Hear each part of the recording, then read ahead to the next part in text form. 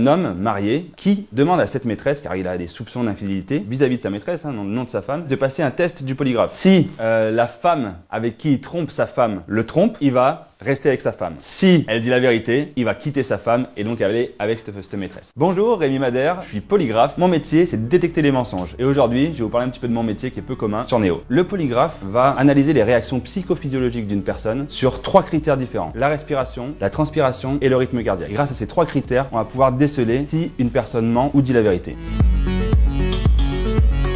Moi, je me base sur le système nerveux autonome. Face à un danger, tout notre corps va préparer nos organes à lutter contre ce danger. Par exemple, si vous traversez la rue, vous voyez une voiture qui arrive très vite sur vous et vous n'allez pas réfléchir à il y a un danger, il faut que je m'enlève, c'est dangereux pour moi. Non, vous allez vous enlever et ensuite vous allez avoir donc le rythme cardiaque qui va s'accélérer, peut-être du mal à respirer. Et donc le polygraphe, pourquoi on l'appelle détecteur de mensonges? C'est simple, c'est-à-dire qu'il va y avoir une différence entre ce que la personne sait et ce que la personne me dit. Et cette différence est considérée comme un danger pour le système nerveux autonome. Donc les 3 réactions vont se déclencher car son système nerveux autonome va préparer son corps, ses différents organes, à lutter contre ce danger. Si il n'y a aucune différence entre ce que la personne sait et ce que la personne me dit, aucun danger, donc pas de réaction psychophysiologique. Je vais équiper la personne examinée avec 4 capteurs, donc 2 pneumographes pour la respiration, qui est donc au niveau plexus et abdomen, 2 petites plaques métalliques qui sont considérées pour calculer la transpiration ou la conductivité galvanique de la peau. Et ensuite, comme chez le médecin, il va y avoir donc un brassard qui va calculer le rythme cardiaque, où on va gonfler justement pour avoir ces 3 types de réactions. Et donc les 3 types d'écriture vont me permettre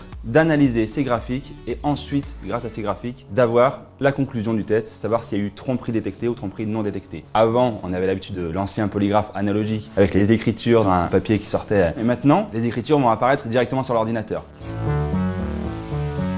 Alors une étape très importante dans le test du polygraphe, c'est l'étape du calibrage, où on va poser des questions vraiment basiques. Êtes-vous assis? Sommes-nous à Paris? Voilà, quand la personne dit par exemple êtes-vous assis, elle dit oui. On voit donc que sa réaction normale, donc pour le rythme cardiaque, la transpiration et la respiration, va pas bouger, va être complètement stable.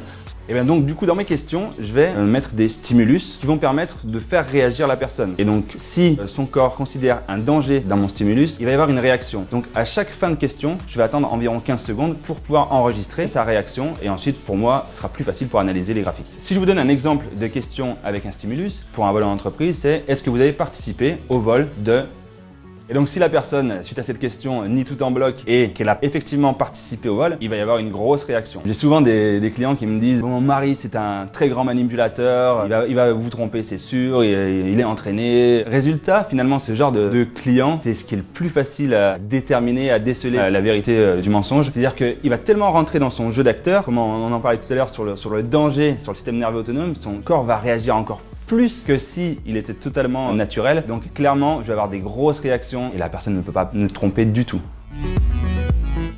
À l'heure actuelle et à ma connaissance, je suis le seul polygraphe en France en termes de secteur privé. Et donc les 3 types de clients que j'ai, ce sont donc les entreprises, les particuliers et les institutions. Donc sur les institutions, il peut y avoir donc des avocats, des juristes, l'armée. Sur les entreprises, le type de cas qui est concerné, ça peut être un vol en entreprise, ça peut être confidentialité des données. Et ensuite, sur les particuliers, il peut y avoir violence conjugale, viol, agression sexuelle, infidélité. Très important que ce soit les employés ou les particuliers ou même dans les institutions. Chaque personne donc examinée doit être consentante et doit être là de façon volontaire. Clairement, si la personne n'est pas volontaire pour passer le test, ça peut avoir une influence sur ses réactions. Par exemple, j'ai eu un cas où mon client m'appelait pour un vol en entreprise. Et donc, j'ai une personne qui est venue et il s'est avéré que cette personne n'avait pas volé ce pour quoi il était accusé, mais avait volé autre chose dans l'entreprise. Donc, à ce moment-là, s'en est suivi d'autres tests, savoir qu'est-ce qu'il avait volé. Finalement, un loup en a soulevé un autre et évidemment, le vol principal a été aussi déterminé. Et j'ai trouvé le coupable du premier vol et également d'un vol qui n'était pas soupçonné au départ. Donc, du coup, un exemple de cas particulier, je vais vous parler donc d'infidélité d'un homme marié avec des enfants qui a une maîtresse et demande à cette maîtresse, car il a des soupçons d'infidélité vis-à-vis de sa maîtresse, dans le nom de sa femme, de passer un test du polygraphe. Si la femme avec qui il trompe sa femme le trompe, il va rester avec sa femme. Si elle dit la vérité, il va quitter sa femme et donc aller avec cette maîtresse. C'est un cas simple. De toute façon, que ce soit sa femme ou une maîtresse, je vais la tester exactement de la même façon, savoir s'il y a